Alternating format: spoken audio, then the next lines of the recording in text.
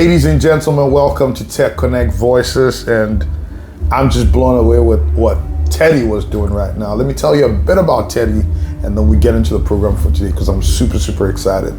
Now, today we're going to talk about AI in Africa. Teddy likes to dub it the New World Order. That already lets me shake in my boots. I wonder what he's going to share with us. But a little bit about Teddy. Teddy's a thought leader and advocate. He's a US-based professional that has made a notable impact on the field of artificial intelligence.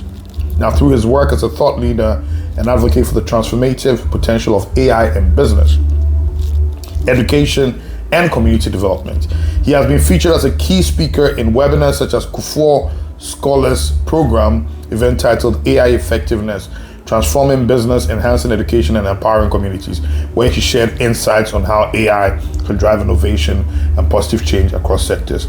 His key areas of influence include business innovation, educational transformation, community empowerment, recognition and engagement include academic and professional communities, evidenced by positive feedback from participants in his webinars and educational sessions. I mean, this goes on and on. He has a very extensive profile, which we're going to be adding to the YouTube video that we put out. Teddy, welcome to the show. Thank you for having me.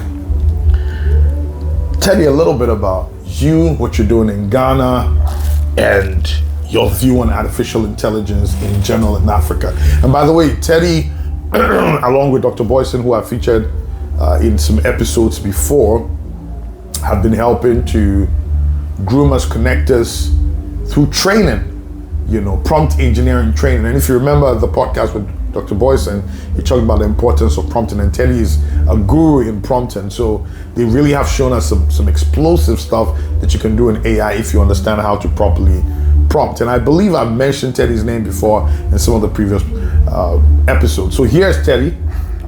How you guys doing? So a little bit about myself. I'm a very techy person. I love technology. I run two firms. One in the States basically is a tech company, IT. We develop softwares, and we actually put more emphasis on AI in businesses and education. I was once working in the education department in the States. Now I'm actually freelancing, working by myself and with my partners, trying to push AI through the continent of Africa. Pretty much it. And I believe you also said you want to support people who are looking to get into the space of remote working or get access to work outside the country. Yeah, so that whole method, or exactly what he mentioned, what we're looking to do is basically bring remote jobs to those in Africa, starting with Ghana. Allow them to be able to tap into what's outside of what's outside into the Western Hemisphere, and for them to actually, have a good lifestyle or even make some funds and money around themselves. And Teddy, I've had some conversations with you, and we covered this in the last but one episode, the future of work and AI and the role of the future of work. What are your thoughts on that very quickly? So my thought on that is that I think people should embrace it, get ready for it. They should understand that AI is coming to stay. And it's actually a tool that they'll be utilizing instead of actually looking like they're about to get replaced. They should actually look into how to work hand in hand with AI to actually make their work more efficient and be able to scale. AI, Teddy, you've also done quite a number of things with AI creatively, and we had an episode that's about to come out on Saturday where we talk about AI in the creative space. But what are your comments on that? AI in the creative space is an amazing place. For those that are in the creative space, because you're a creator, you have more imagination. You can see things much better. But with the use of AI, you can actually scale more on it, right? Train the AI to actually become what I call it your assistant. It's going to take over very, very soon. It's going to be hard to detect what's real, what's not real. So I think we should start embracing it, utilizing it more, and actually trying to see if we can actually imitate ourselves through AI. So let's look at the big picture, AI in Africa. What are you thinking? For me personally, when I look at AI in Africa, I think it's a great opportunity for all Africans when it comes to the education sector, business sector, agriculture. When I say that, what basically is going to happen is it gives us the knowledge base and the freedom to actually look at what we can do with like everything around us, the resources around us, how we can actually mass produce in certain areas. When it comes to education, being able to actually open the student's mind, adult, child, all our minds will be more open. We have, we have a lot of information that we can actually utilize to actually like learn more and become more educated. So we want to way away from the generic way of learning, and we actually come closer more, leaning towards actually a system where anyone and everyone can learn, no matter where they're at. So you feel that AI has given us an opportunity for more inclusion? Yes. Interesting. Now let's walk into the walls or the halls of prompt engineering, and why is it important for those who are listening to us to even bother with it? So prompt engineering is very important. It allows anybody who is not a tech person to actually be able to utilize the platform, right? So prompt engineering comes from being able to communicate effectively, being an effective communicator. It's not about your degrees or anything, but more so just knowing how to talk, right? Knowing how to inject yourself into the system to get the information you need so that you can receive the data that you're actually looking for. And it's very, very vital because that's the only way you're going to communicate with the system, right? So being able to have a skill set in prompt engineering is very, very crucial. Without that, you can't actually talk to the system at all. When I say system, I'm talking about LLM, which is large language models. So if you can't really inject yourself into it, then you can't get nothing out of the system at all. I think what was crazy for me in learning prompting was your ability to tell the AI to assume a role. And in assuming the role, the way or the type of data it gives you back and the way it gives you the data back is very different, from if you just prompt it anyhow and it just gives you garbage. And I thought that was really interesting. Yeah. So with that one, what I normally look at is when you zoom in the role, I actually have some data sets for it, right? So if I wanted to zoom the role of Bill Gates, for example, I would have to go get some documentations on Bill Gates and then feed it into the AI. Yes, the AI is going to have knowledge base on it, but Bill Gates have done so many different things. I got to channel it down and narrow it down to exactly specifically which area of Bill Gates I wanted to assume the role of, right? So that's just a role-playing role. There's so many other sectors of prompting that you can actually look at. But just understand when you're doing the role-playing role, you're just playing the role of that person, and you're going to utilize the mindset of that person. So it's a very effective tool to use. Interesting. And is there a Bible and AI out there that people can buy? There's so many different Bibles out there in AI. Once again, like it's new, so anything new, there's so much more knowledge base to be actually attained. People are discovering new ways to actually inject the system. They're discovering new ways to actually pull data out of the system. So there's no such a, how do I say it? It's not a keen know-it-all system out there right now, but it's like every day something new is coming out, how to actually engage with it and how to actually work with it. It's changing every single second. And the truth is, if you learn to deal with different multiple systems, you see where some fail and some gain. I think one thing I noticed just this week, one was working with Ultra, and I asked it to give me a short video of an elderly, because I wanted to put it in a song I was working on, who was putting his hand on the head of the child.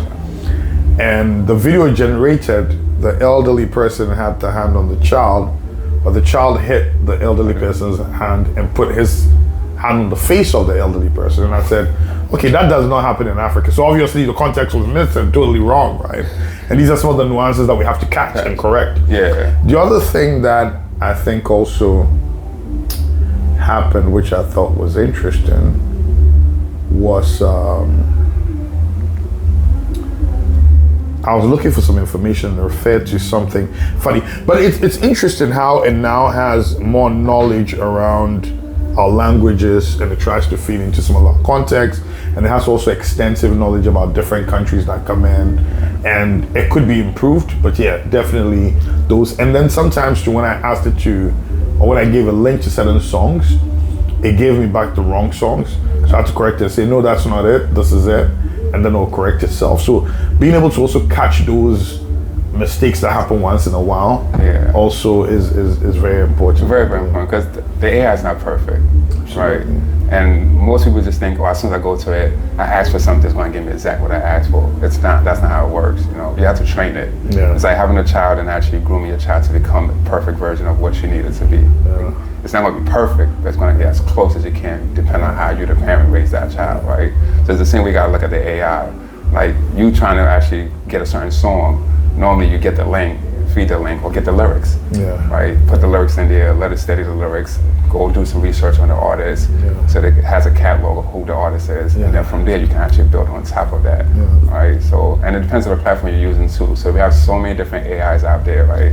And they all do special things. Right, so you can't just say, "Oh, okay, ChatGPT is my main source. Yeah. It's going to be able to do everything." At all. Because you just gave me another source for even making music, and not only was it cheaper, but I'm getting better results, which I didn't even think about. I thought I'd met what it is, and really I think the reason I knew about the first one was because it's more advertised. But this one is like low key, but it's even more powerful. Yeah. And then another thing that happened, I did something in Claude, right, that I know ChatGPT gives me different results. So usually I would say, okay, give me the best XYZ. And then I say, okay, give me links to find them, or give me links for their YouTube or whatever. And ChatGPT will usually give me hyperlinks, and I'll click on them and check it out. I did the same thing. Claude said, I can't give you the links, but I can tell you how to look for it. And it gave me directions on how to look for it. And I said, Claude, why are you being lazy? And that's another thing I was telling my sister. I said, AI is funny. Sometimes it almost seems like it's lazy because it always gives you this little shortcut. If you don't push directly for it and you don't prompt properly, it'll just give you like the barest minimum, which is weird. you get what you get. I know, it's crazy. So you kind of have to push for it and prompt properly for it. When we were talking about having this engagement, Ted, you said, you used the phrase, the New World Order. Yeah. Can you tell us why? So the reason I use the phrase New World Order is because when the internet came out, it was a whole new wave, right? It changed the dynamics of life. Things became accessible in a quick span, right? And that's the same way I look at the AI. And the reason I put the New World, especially for us in Africa, is about to give us the freedom, right? It's going to give us a lot of access of knowledge. For example, and I'll talk in the layman's term, most of the resources we have here, we normally just take the raw material and just export it, right? But now we can take that same raw material with the AI and actually ask it what other things we can do with it. How else can we produce some content out of it or materials out of it, right? So for me personally, looking at AI, I think it's built suitable for Africa, right? It's gonna give us the freedom that we need, the knowledge base we need to create, especially the youth, right? Where they can actually see endless possibilities of things that they can do with themselves.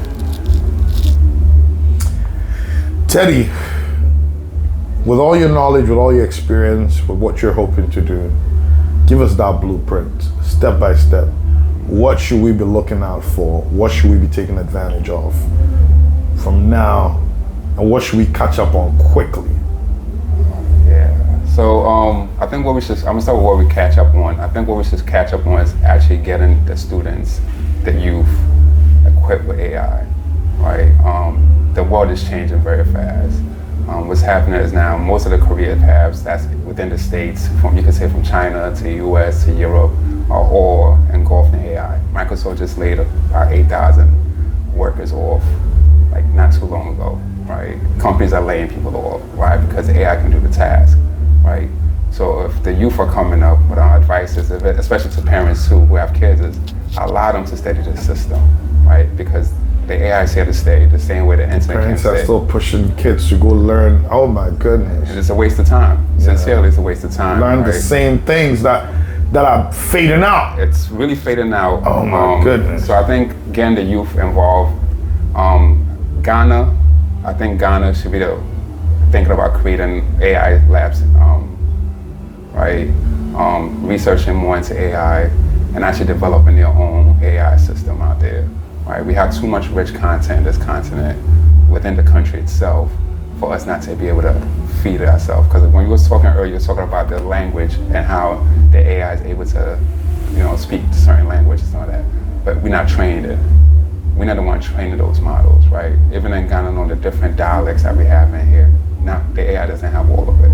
52 dialects, and in Cameroon you even have like 200 and something. I mean, that's so much. And the AI is very biased, right? Because the people that created it are not thinking about us like that. They're just getting it because at the end of the day, we're end users, right? So I think it's time where Africa themselves sit there and position themselves in the front line and actually build systems and allow the youth in the university and how you guys call it, SHAs, high school, junior high school, to actually engulf themselves in the AI. The school's curriculum should actually include AI in it, right? Prompt engineering is very crucial. kids to actually learn. And they should start at a very young age. Like me and my children, I allow them to use AI. Like my son uses it to build his robotics. How old is your son? My son is 6 years old right now. Right. My daughter uses it too. So they have fun with it. They create their own stories, actually animate their own stories. So I think it's time where we actually allow our kids to actually have the freedom to create. What are they using to do the animations for their stories? So they use ChatGPT to speak the story, right? Where they use the audio just to talk and tell the story they want to write. ChatGPT wrote the story out. Then we took the story and we put it in video. And then in video, we used the video to create the visual of it, which again was the graphics as well. And then, any reason why you prefer in video? It's very simple to use, honestly. Okay. For the YouTubers that's out there, and video is a great platform to create short content, short stories. If you actually, everything like the AI, once you pay for the pro version, you get more features, right? So even with the free version, you can get some features where it can allow you to actually monetize depending on your niche that you're in. And it's very, very simple to use. It's all prompting, honestly. Just prompt it, tell it what you're looking for, and it'll go out there and create the whole content for you. Wow. And so you talked about the youth. Now, what else? What about the older people? I thought there's an opportunity for people between 50 and 90 to now start sharing. Well, not only sharing their wealth of knowledge so that we properly train the AI models, but also I feel like my grandfather or my dad, who may have been born before computer, right, does not have to call me now to come and help him open his email. Because you can set up all those things and all they have to do is talk. And maybe you have to do a demonstration of how you did that whole video thing, because I think I tried it. I couldn't. It told me it couldn't do video. ChatGPT told me it couldn't do video. I'm like, you crazy? I just saw Teddy do it. Yeah. So yeah. So it depends on which version you have. If you're the pro version or the free version. I have the pro version. So with the pro version, this is a feature button that you press, and you can actually go into the video section with the audio. Interesting. So for the elderly, for me personally, the things that I've been looking at, including the states, is that they have companions now. Right. One of the problems with the elderly is when they get older, the youth don't want to hang out with them. Right. So they're left alone. They go to the hospital. Most of the medical terms the doctor say they don't understand. They get a prescription, they don't understand. So with the AI, what happens is the elderly now have companions. Right. Just be able to talk to the AI. Whatever they're going through, the AI can be there for them. When it comes to the medical part, right, which is very crucial even for us in Ghana, is that we now understand the medicine. Right, maybe you get this prescription, the doctor says take this, take that, and you don't remember it. With the AI, I can tell you, okay, you're supposed to take this pill, and with this pill, you can't eat this, you can't eat that. This was going to happen to you when you take this pill. Maybe you have to lay it down, relax a little bit. So it gives you more explanation in the medical field, right? The other thing that they can also use is knowledge base. Catch up a little bit to see what's going on in the world, right? And the AI is so beautiful that you don't have to type all the time. You can just do audio, right? Even for the blind. Right. If you can't PWDs. see, I seen a clip where they was actually allowing the blind man hail a taxi cab. So he was just talking to the audio the same way I was talking to the book. So I took that phone, put it on the street, and then the AI was telling, okay, the cab is coming. There's the taxi number. And then the blind man was able to actually move around. Right. So it's like it's all about being creative and seeing the endless possibilities of what we can do with it. But me personally, I think AI is built for us in Africa. Tell us more. So you've talked about the youth and the fact that they need to learn it. You've talked about the older people who can get companionship. What else is there? Movies. Okay. What about movies? Right now, with the way Google VO, Kling, Midjourney, they have created. Did you say Kling or Clan? Kling, Kling. Okay. Which is Chinese-based AI platform. So what they have been able to do was allow us to actually create content, right? Very soon you're going to see people creating short movies, long movies, as though they were made from Hollywood. Hollywood themselves the quality is going to get better because now you have more creatives, not just those who have money or access to funding. And they train the data sets right now, right? So even Hollywood right now, some of the directors and producers are actually given their content for them to use it to train as models and stuff. So I think I can't remember the director's name, but he's about to shoot a short film using the new Google video generator, which should be coming out very soon. And The Flow? The Flow. It's not. Oh, is it a VO? It's a VO. VO3. VO3. Yeah. I've been using that. And the quality is very, very crazy. Yeah, it looks. I remember when it started too. When we started using the video creation tool, was crazy. You type a prompt in, the guy's hand will have another third arm. But now it's like you looking like, was this really shot? Or is this AI? You know. So there's that space. You know, music alone, like you said. So very soon, everybody can make their own music. You don't have to sing. You don't have to waste time even doing it. And even if you sing, you can just sing it, put it in there. The AI will take your audio, mash it up for you, clean it up, tell you which areas you can improve in, how to get the vocals the right way. You know, coaching, if you're into sports. I mean, I'm praying that a Ghana soccer league uses the AI. Right? I have a crazy system that can actually steal from me if they want to use it. Put all the data of your players into the system, their strengths, their weaknesses, and allow the AI to show you how they can improve it. Right now, I just seen a video where someone in the States have made an LSD basketball court. So now with the iPad, the coach can put plays and it shows on the screen while the players are playing, right? Now they got, NBA started this thing where they're using robotics to help out during practice. So they got these little, like, it look like the balloon figures, but it's actually a robot where it sets picks. Right, during the game, they have this one that would throw the basketball. Prize. Not even basketball, just the prizes for the fans. You know, they have the ones that when you shoot, it comes back and throws it right back at you. So very soon, the AI can tell exactly how to shoot, which how to actually take. You know what I'm saying? So it's like we're getting better and better and advanced, and it's going to be good for us human because we're going to get close to perfection. Right. But we also got to keep learning, otherwise we get irrelevant. We need to keep improvising and learning and growing. I feel like very soon the learning we're going to still learn, but the AI is going to be able to do everything. Right? So it's about creativity right now. That's why I keep telling people, get more creative, be innovative, and just keep creating. Websites building now, like developers. Very soon, I think they're coming for the developers faster. Very soon, we're not going to need developers, right? Everybody can go on an AI platform, create something. Who would have thought people would be able to do designs by themselves? Now everybody's a graphic designer. I'm even surprised people still think that graphic design is like a job. Like, really? It's crazy. You still can use a graphic designer and make a living, but just include AI. Yeah. That's it. Speed up your process. And so you've dabbled in edtech as well? Yeah. Where do you think it's going? I think especially edtech, in Africa. I think edtech is going to go far, far, far beyond what we're thinking, right? Especially with the inclusion of AI now. The space of edtech is amazing. Being able to include technology in education where it's not the generic old school system, where it's only textbooks, right? Allowing the children to have more hands-on computer devices, using it.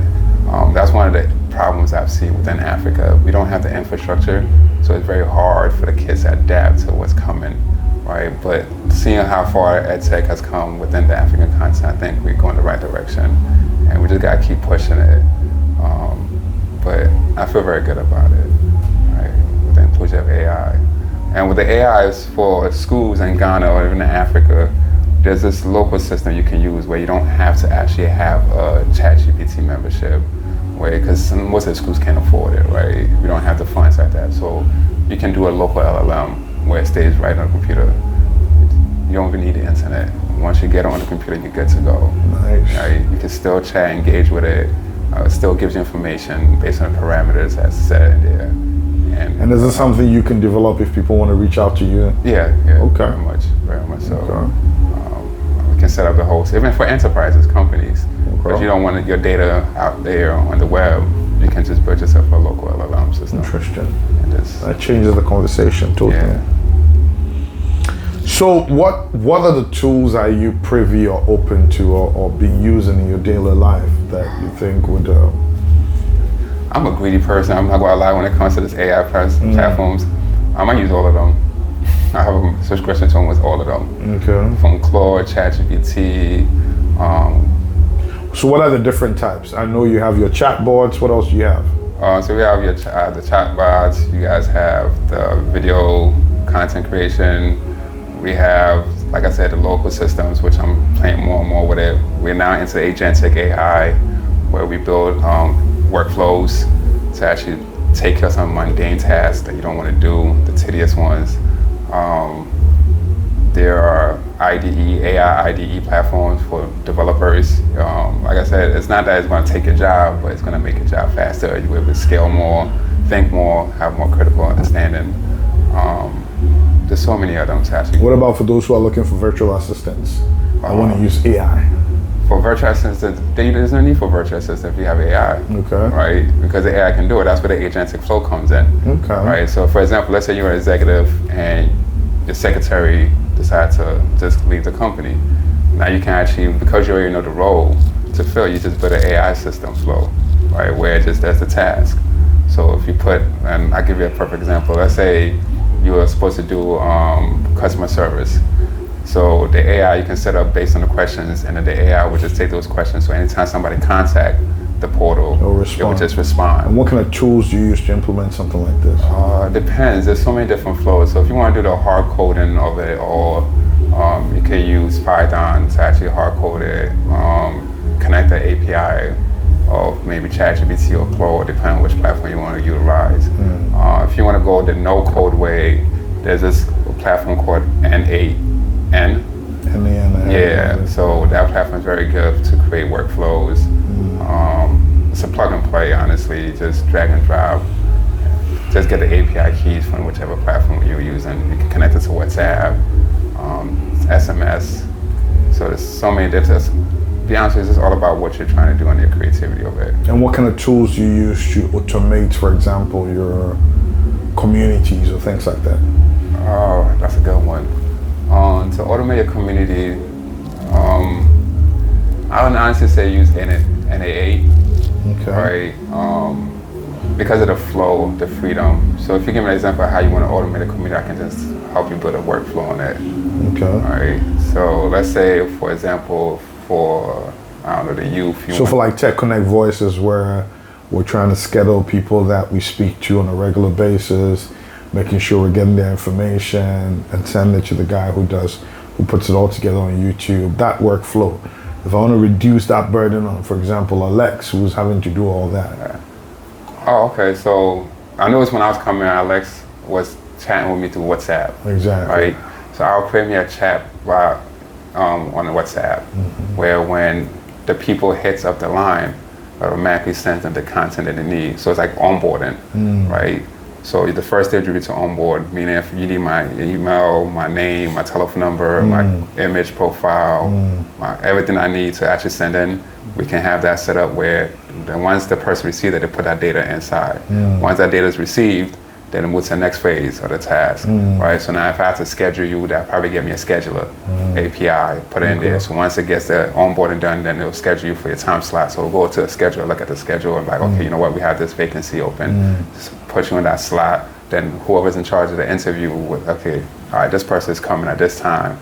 Now if the person is coming in late, they can send a message through the text message like, I'm coming in a little late. If that person has to get moved down, it's just do the whole rescheduling and shuffling for you and everything else. So it's just all about how your workflow is. Every workflow you have, or every flow of work you have, you actually have a system you can put in place, right? And it makes your job easier. You still need a person to actually go through it, but at the end of it, you don't need 10 people in the office, right? So, Teddy, what else do you have for Ghana, for Africa? What do you want to tell us? Oh, man. What do you want to tell the future prompters? What do you want to tell future workers? What do you want to tell future students? For the students, especially university, please utilize AI. Don't just go there or write me an essay. Don't do that. That's kind of boring. Actually go in there and actually utilize the platform to learn more from the platform, right? You can use the AI platform to actually learn any subject you want, right? You can use the AI to learn about AI. Yeah, right. Even the prompting, right? Most people, and I try to get it out quickly to people to understand that you can't even use AI to do the prompting, right? Just tell it what you're trying to write and tell the AI, listen, I need you to write the best way that I should prompt you so you give me the answer. Right. And one thing I noticed too with Claude doesn't allow you to know how the assistant works. Interesting. Right. So you can't go to Claude and say, okay, how would I write this prompt for Claude? Interesting. Right?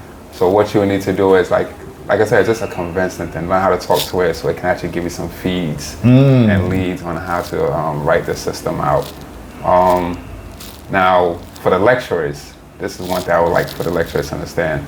I think we should move away from this whole copyright and plagiarism. It's outdated, right? Me, myself, I always say that. I think most lecturers don't like me saying this is, you also plagiarized when you was coming up, right? You've been copied, everybody copied, right? Nothing's new under the sun. That's how I look at it, right? Allow the students to actually use the platform. Don't restrict them, right? And what's gonna happen now is we need to actually operate in a form of critical thinking when we are lecturers, right? So if a student comes in there and they actually wrote something, instead of you asking them, did you write this yourself? Ask them questions based on it, right? Ask the child, like, what made you prompt Do they this? own it?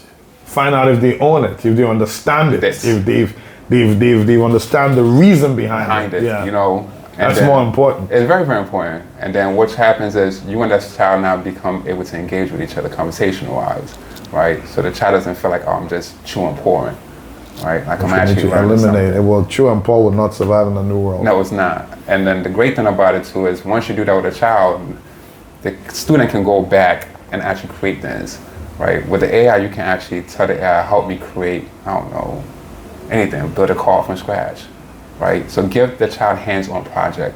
Forget this theory base we're living in. We've been theory so much, we don't create nothing, right? So I think right now the AI gives us a chance to create for creation, right? I think that's what lecturers should focus on and universities should focus on. I know they're not gonna like what I'm saying, but that's where we're going, right? And give our students the encouragement and motivation to actually start creating ownership, right? We should actually be the forefront of the AI too, right? We should actually have an AI Africa where we actually have our content where it's not biased to us, right? And I think this is what we need to start looking at and allowing the students to be free to create. What else? So you started with students. What are the rest? For the businesses, I think it's about time that they actually, especially those in Ghana and then the rest of Africa, embedding AI into their systems, right, to actually help them scale better. It will take some of the mundane tasks out of the way. It will help them understand their own business much better, right? One thing I always use when I'm actually helping businesses set up is, especially when it comes to looking at the competitors, I like to find the pain points. What are customers complaining about, right? And with the AI, it's very, very great at that, right? Because it's going to scan through the whole database of the information and pull out what the pain points are. It knows almost every area that's out there about businesses. So I think businesses now start looking at how we can actually include AI into our systems and also help out the workers scale with their skill sets, right? Maybe they need some professional development, retraining them on how to use it. And it's not going to replace you. Like most people get scared, like, oh, it's going to take my job away. It's not going to replace you, but it would remove you if you're not equipped with the knowledge base of AI, right? So that's one thing I think businesses should also start focusing on, training their employees on AI. And it'll be good for them. Yeah. And what about community empowerment? Which one? Community empowerment. For community empowerment, let me see what I've been doing so far with that. For me personally, what I've been doing with the community empowerment is trying to get the community to understand the system, right? Because once they understand the system, they can come together as a group of community members to see how we can fix our own community, right?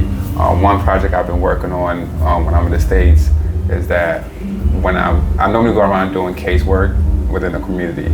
So what I've been doing is I let the AI understand the different kind of clients I'm working with, and it helps me understand how to approach them, how to communicate with them, what their needs are, right? And then when I come back to community, I can see a big change because I have a very knowledge base on what's going on.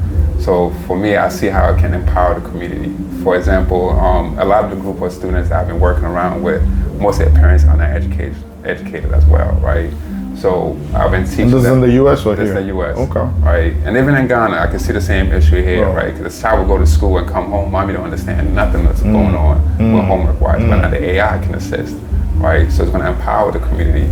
So I think that was a great thing for us to start looking at how do we engage the community, those that don't have access to the platforms, and teach them, like, listen, you can do this, you can do that. And that's what I like about ChatGPT and most of the AI platforms, there's a free tier, right? Where they can use that to get access to certain things.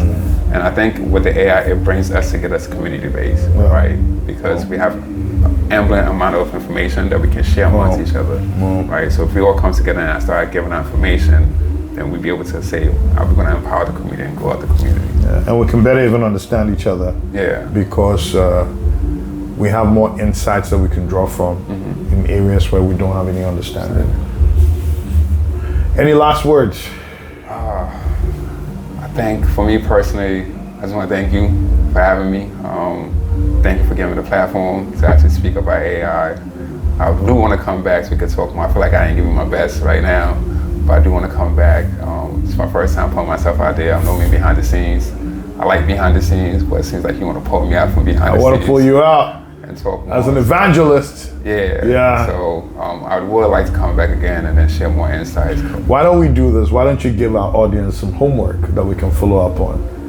Okay. What should they do to move from point A to point B in the next couple of weeks? Okay. So Dr. Boyson and I, he started writing a book. I co-authored a book with him on prompt engineering. Okay. Right. So I think the homework that I would like to give the audience is go there, go to YouTube, look up prompt engineering, look at how to effectively communicate, look up some lessons. If you can't find any courses, there's a platform called LinkedIn Learning. You can actually jump on there. If you need access to get to it, just hit me up. I can show you a portal way to get into it. But yeah, just go on YouTube. You can learn so much on YouTube, Google. And please, Google has a great AI platform that I didn't even touch base on. Google AI Studio. It's amazing, it's free. Anybody with a Google Gmail account can have access to it, right?